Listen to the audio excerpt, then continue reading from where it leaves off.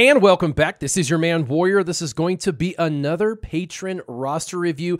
This is Can You Hear the Rumble from BHG Shot First. Great guild, super awesome guild. He's really lucky to be with them. He is a Dolphin. He's been playing around since the very beginning.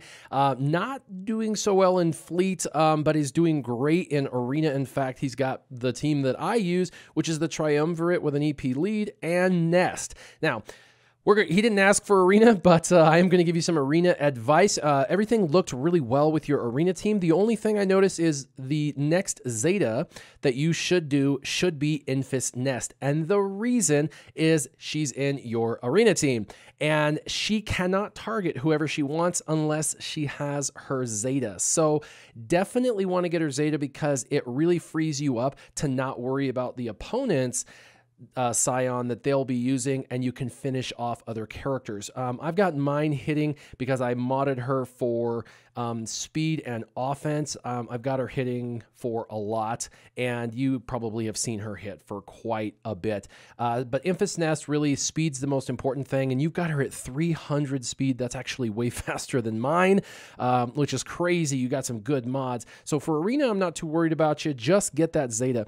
By the way, you wanted to talk about basically ships and then territory war counters. We're going to go into territory war counters last, and we did kind of mention Arena. Like I said, you didn't ask for it, but that's the Zeta, and that Zeta priority should come first because it's Arena where you get your crystals. So let's do that. Now in ships, we're going to go ahead and talk about that. The first thing I noticed is you're running Chimera, and that's okay. You're in the outside of the top 500. So Chimera is going to work really, really well. In fact, a lot of people would argue it's the best capital ship. It was, but it's the one that's most developed for you. And so I would continue to work with it. But you have no real target lock synergy. You got two ships that don't really target lock, only one that does, and it's hit and miss at best for the target lock that you've got. And you have no real tank. Even though Kylo Ren, the command shuttle, is very tanky and can regenerate protection on basic, it is not really a tank like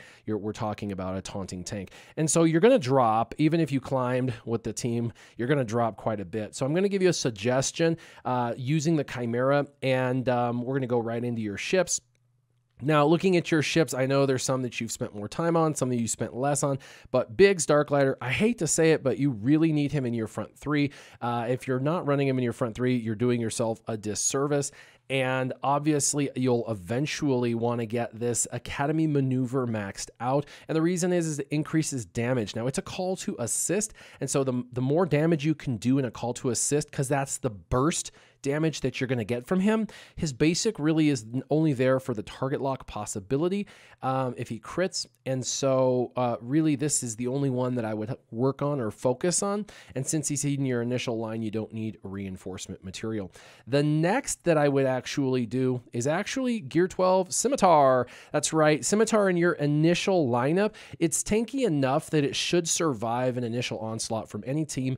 Go stealth to protect itself, and now everything you have is going to hit harder. That includes Biggs and his call to assist, and the other individual who is stealth that will be called to assist. So really good idea that you use this in the initial three, plus you put it on the retribution on Biggs, and every time they hit him as a tank, he's going to regain protection, and he's going to shoot back with a very good chance of target locking. This is a great way to really paint the opposing team with target lock. And the last for your initial lineup would be the TIE Advance. Now, there is a huge argument to be made that this should be in your reinforcements and come in. His reinforcement is absolutely OP. It really sounds not so good, but it is. It's amazing. You can put up to 3 damage over times, which do a significant amount of damage to the ships. And you can put up, I believe, offense down, which neuters the opposing team. So that is a really good reinforcement. But I like him in my initial 3. Why? Because a lot of people use the Imperial TIE Fighter. He's guaranteed to hit that bad boy, and he does a ton of damage. Plus, when he's stealthed, he's going to get 30% offense from the Scimitar, and him with 30% offense, plus your Chimera putting offense up. It's really, really powerful. You can get him to hit for 70 to 100,000 pretty easily. So the TIE Advanced would be the one that's going to really pull all of the weight in your front three as far as the damage to the ships go. So that's your front three, big, Scimitar, and TIE Advance. In the back, I would actually do the Phantom 2. Now, the reason is path least resistance. You actually did covert strike. Smart of you. This is definitely one of the most overpowered ships in the game now. A lot of people are unaware of that, but it's amazing. And you were smart. You actually maxed out maximum impact, and you maxed out the basic slip away. What's really cool about this with its reinforcement is it comes in and then you get to immediately bring another ship in. And when he comes in, you can use this ability, maximum impact, to basically destroy a ship across the way. If you're hitting tanks, you're going to get about 40k damage on a crit. But if you are hitting an attacker ship or a support ship, you're probably going to get closer to 70 or over 70k in damage, which is close to basically being like Poe Dameron's ship, the X-Wing that Poe Dameron has. So this is a really powerful ship. And if you got that tank down about halfway and you're just trying to finish it off, this guy comes in and finishes it off. So Phantom 2 in your first slot. And surprisingly, I know TIE Reaper is actually up there for sure. You want to max out the reinforcement. What it's going to do is remove, turn meter from the enemy, give your team actual turn meter, and put defense down when maxed out. The defense down makes it real easy. That makes them all squishy, so you can just run right through them. And with the offense down from TIE Advance, you're really causing them to not hit early on, and then bringing this in and helps you kind of turn that tide and go through them. The basic, you're going to want to max out because his basic under Chimera lead, especially when the offense is up, is actually pretty decent. 40 to 60 K pretty consistently on a crit. That's just not too shabby at all. And he's going to be there to help take out the turn meter from the opponent. So because of that, you're going to want to max out Grim Voyage. Once Grim Voyage is maxed out, it's going to be 15% turn meter. And that is, even though it's been nerfed, it's significant in the scope of the game. So very tanky, can help regenerate protection, can do significant damage on his basic, can dispel, by the way, since you're not going to run, Cassian in the background, which I'm not going to suggest. He's actually going to be your dispeller. So he's kind of your anti-Boba Fett, if people have Boba Fett that comes out. And then you have two really good ships that you're using in your initial line. So if we go back and we look at your ships, I know you're going, man, I've got the command shuttle and the silencer both in my initial lineup, and you haven't even mentioned them yet. And so I want to honor that because you like those ships. You know how the synergy works with those ships. And so I'd ask that you put in command shuttle next, so that way you've got this real durable, tanky ship that can kind of come in and really help the team out with durability, and the silencer as well, because you've got the silencer completely maxed out. Now, because I'm suggesting the silencer in the background, I would highly recommend maxing out the afterburner ability. If you read it, it is absolutely insane, and it makes for a really, really powerful ship coming in with the reinforcement ability. And you've got a lot of energy in this, so the TIE Silencer would be next. And what you could do is, instead of bringing in the TIE Reaper, if you don't need him, you could bring in Phantom 2 and then immediately the TIE Silencer to just cause devastation. Also, the TIE Silencer will bring in stuns, and so the stuns are going to be super important. And then you could have Kylo Ren command shuttle there at the end just for some durability, because they definitely some synergy with those first order ships. But with what you have, I feel like the first order isn't strong enough for you to have in your initial lineup. So we've got big Scimitar, TIE Advanced in the front three, Phantom 2, TIE Reaper, command shuttle, and silencer in the back four. And you need to max out their reinforcements if you want to get the most benefit, and their basics. You definitely want to get their basics on all ships, because every ship you have is going to do a lot of basics. And so because of that, you want to max that out as well. So that's what I would suggest on ships. Let's move to territory war counters. All right, now we're going to go ahead and move on to territory war counters. We're going to go into each faction and kind of which faction counters which faction and what you have. And so we go down here, first thing, to bounty hunters. And your bounty hunters, you've got some work to do. They're not super amazing, but they're not too shabby. What you would use this against is if the other team throws any cheese in there, meaning that on territory wars they throw in kind of some chintzy teams. This would do really well synergistically synergistically, running maybe like the Bosk lead with your, the rest of your top 4, that would work pretty well. Or if maybe they have, a cheesy Phoenix team that they've thrown in that's like 60,000 GP or something, you could use bounty hunters. In fact, what you want to look at is basically the equivalent GP, and make sure that your bounty hunters, if they're 60,000, that what you're going into is, 60,000. So your GPs are similar, because if that's the case, you should be able to win. Bounty hunters maxed out are not too shabby on defense in territory war, but they're still, in my opinion, a better offensive team. As far as Empire goes, we'll talk about the Sith part of the Empire later, but right now the Empire, I'm going to talk about a defensive team, and that is Thrawn, Lead, and Magma Trooper, and that is going to be probably the best combination if you're going against the Triumvirate, specifically like a Darth Traya and Scion, and even if it's an Emperor Palpatine Lead. And the reason is you're going to be able to get a ton of turn meter, and you're going to be able to constantly hit Scion over and over and over, and then throw your turn meter reduction bomb over and over and over. And actually, if he gets too held by hatred, that's not terrible, because it's going to give you more chances to hit him, which will give you more chances to throw the bomb, which will give you more chances to incidentally kill all the others with the turn meter reduction bomb, and then leave less targets on the board after you're done killing Scion. So a really great counter. There is videos on YouTube for the Thrawn Magma Trooper combo. The only real kind of caveat for this team is you really got to have 100% tenacity or more. He does give himself some tenacity, but you need to have the 100% base, and then add the additional tenacity he gives himself, and that should really squash the ability for him to be debuffed, because you want him to resist those debuffs, and that really makes this shine. So you're going to want to focus on tenacity on this bad boy. That would be the most important, but that is a really great counter to Darth Traya. I use this team pretty much every territory war. The other characters on that team can vary. You could use Death Trooper. You could actually use Imperial Troopers to finish it up. You could use like a Shore Trooper, Death Trooper, General Veers type situation, or Krennic could be in there. Or you could just throw in characters like Grand Moff Tarkin, because he reduces turn meter as well. He kind of gives you that turn meter buff to kind of give you padding or cushioning, so that way you can make sure that Magma Trooper can get going on his little infinite turn meter loop. So Grand Moff Tarkin would be great on that team as well. The next team that we're going to go down to is actually Ewoks, and Ewoks, I mean, you're over 3 million GP. That's amazing. And so when you get this high, you start getting all the characters developed. You have to start looking at alternate teams and their viability. And Ewoks, while they're not arena viable, so people kind of just throw them away, wow, they're not good, they are kind of arena viable, but not defensively at all. You'll drop 100 points overnight for sure. But they're absolutely amazing for an offensive team for territory wars. They'll go through basically anything.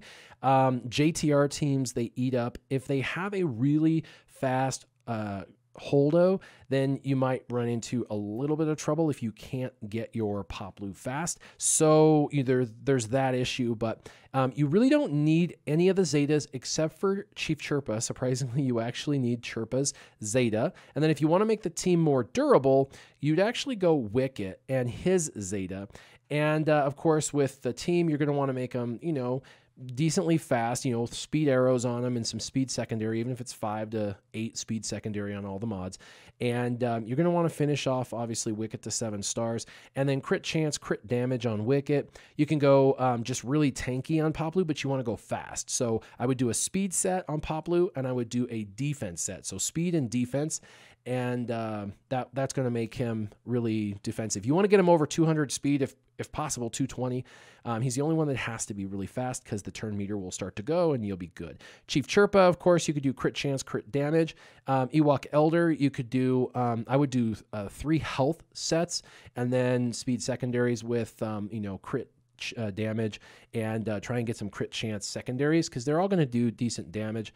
And then low gray, I would go crit chance, crit damage, and some speed secondaries, and I would use those 5. I wouldn't use Tebow or Ewok Scout.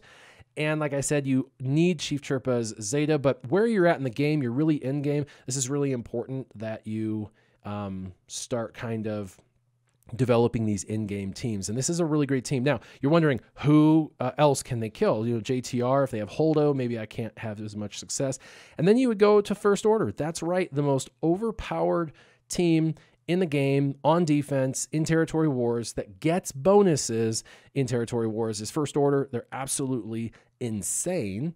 And this can walk right through it. In fact, the team you have right here with Gear 9 and 10 could probably beat a Gear 11 First Order team with 3 Zetas, really, as long as the mods were there. So pretty amazing. Ewoks are really, really good, and I would highly recommend them as a counter so you have a team to go against JTRs and First Orders and Phoenix and some of those other teams that are out there. So really cool. They bring everything to the table from days to, the ability to, dispel and all sorts of stuff. So really great. This is going to be the #1 team for Territory War counters that I'm going to recommend, but we are going to talk a little bit about a couple other teams. Of course, I think most people know the Imperial Troopers. They're amazing on offense, and you could use them against Night Sister teams. There are a lot of high-end guilds that are still using Night Sisters on defense, including us. We use Night Sisters quite a bit. On offense, they're all right, and on defense, they're all right, and they're just kind of a solid team, but the Imperial Troopers can be used to take them out. The Imperial Troopers can also be used to take out those Thrawn-led Empire teams if they happen to put those on defense, and that is actually kind of common earlier on to throw a defensive Empire team in. And so this works pretty well as long as you have the ability to dispel. So just make sure you bring in a dispeller, and it makes the team work really pretty well. So Death Trooper would need to be used in that team, and you wouldn't be able to use it in your Thrawn Magma Trooper combo if you were going to use Imperial Troopers with Death Trooper as well. So think about that when you're assigning individual characters to individual teams. Of course, everybody's also knows that you can use CLS. CLS is kind of that, joker in the pocket. You can use him for anything, offense, defense, whatever. We like to use him on offense because whatever they end up throwing up that kind of surprises us, and that kind of happens every Territory War. There's like a new team comp that they're trying or something. CLS basically beats it. A CLS counter squad beats basically everything as long as you have the Zetas on him and stuff, and as long as you bring in his buddy Han Solo. So CLS, Han Solo, absolutely amazing pair. And you can put in the background whoever you have left over, Chirrut and Baze, maybe Captain Han Solo for some revive and some durability, bringing in Daze as well. Or you could bring in like Biggs and Wedge underneath CLS and Han Solo, and they're just amazing counter damage, and you can walk through about anyone. So CLS would be a great counter just in general. As far as resistance goes, of course, everyone knows JTR is probably best on defense, although you can use her on offense, but they get bonuses from the Territory Wars. So Jedi Training Rey, R2-D2, BB-8, I would probably put Resistance Trooper and then Rey Scavenger, or Resistance Trooper and, Holdo. And Holdo is really the optimal for defensive teams, but your Holdo's not so goodo. So that was terrible. So let's go ahead and just work on what you would want to put on defense. It'd probably be Jedi Training Rey, R2, BB-8, Resistance Trooper, and then you'd probably want to put Rey Scavenger. Those top 5 Gear 12 characters, that's going to make for a ridiculously powerful team. If they don't go in with a lot of tools, they're going to run into some trouble. As far as this team, you can also put in like General Kenobi possibly into this team, and that will free up maybe Resistance Trooper for you. And then you could have, for an offensive Resistance team, you would have, of course, Finn lead, Poe Resistance Pilot, and then maybe that Resistance Trooper that you freed up with the General Kenobi. And then you could fill in, whoever into that 5th slot. Holdo brings Daze, so you could probably bring in, your a character that does Daze on your side. And so there you would be able to do that. Now, resistance for offense is great, but for defense, you're going to use them really probably to take out First Order. The other thing you can use to take them out is going to be Traya lead. So, we all know Emperor Palpatine lead is actually better. It should be better. There's just way more speed involved, and it makes it much harder. But in Territory Wars, some people put the Traya lead with a couple of tanks. That's okay. You've got buff immunity, and you've got speed on your side when you have a really, really fast Poe. And it's really easy to outflank or outmaneuver a Traya-led triumvirate team with a really fast Poe Dameron. So your goal speed's going to be around 265. Most people can't, with an Emperor or with a Traya lead, be able to outdo that. And then Poe gets the whole train going as long as potency's in there. I do know some people that will actually leave BB-8 on for offense, and if you want to do that, then I would just use Rey Jedi Training as well, but use Poe a Finn lead with Poe, and then, you know, BB-8 and RJT and maybe Ray Scavenger. That's a really overpowered team for offense, but you can kind of make 2 teams on resistance, like I had mentioned. And then lastly are the Sith, and I said I would mention them last. And there are other teams other than these ones I'm going off of. These are just the most popular and kind of how to handle everybody, and so I'm going off the kind of the most popular. Again, with Sith, you can make 2 teams up, 2 team comps. The first one is the offensive team. That would be, of course, you know, Emperor Palpatine lead, the Triumvirate, and then you could add General Kenobi into this composition, making sure he has at least 100% tenacity, so he can help, you know, dispel some or prevent some of the debuffs from occurring, and putting up crit hit immunity, giving durability for that. But you can also go all Sith, putting in like Sith Trooper, things like that. On defense, kind of a filler team you can put on defense that's, you know, frustrating but not, you know, terrible, but is still a good team to think about, would be a Darth Maul lead, because they're going to have to bring in certain tools to defeat this, and it's going to ruin their opportunity to use those characters in other areas. So this is kind of a good filler team. But a Darth Maul lead with like Sith Assassin, Sith Trooper, Darth Sidious, Count Dooku, Savage, those types of filler characters. You could even use possibly Darth Vader if you use Sith Trooper in your defensive squad. Your offensive squad could have Darth Vader, because he can't be countered on his Force Crush and does lots of damage. So you could do that. But, you know, Sidious is gear 12, Dooku's gear 11, Sith Assassin, really fast. You can get her over 250 speed pretty easily. And so you could bring her in to help kind of with that team, because once that turn meter gets primed, it's going to be really hard for people to beat the Darth Maul lead on defense unless they bring in a really, really good team. So that's what I have for your Territory Wars. So you're doing really well. Like I said, since the beginning, you're a Dolphin. You've done really well as being a Dolphin. I've mentioned Get Nests Zeta. I've given you some good suggestions on tips and lots of Territory War counters. Tell everybody at BHG Warrior says what's happening. Look forward to seeing them on the battlefield. And as always, make sure you keep your gaming on. Warrior out.